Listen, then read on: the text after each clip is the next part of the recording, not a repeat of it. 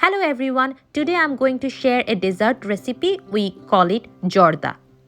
To prepare the rice, wash the rice and soak it for 30 minutes. Boil water in a pot.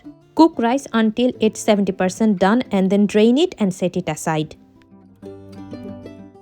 In a pan, add extracted orange juice. Add few cinnamon and cardamoms.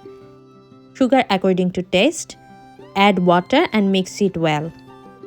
Also add 1 tablespoon of ghee in it.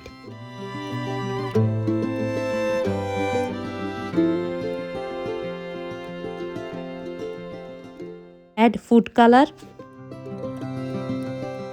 Add raisins and nuts.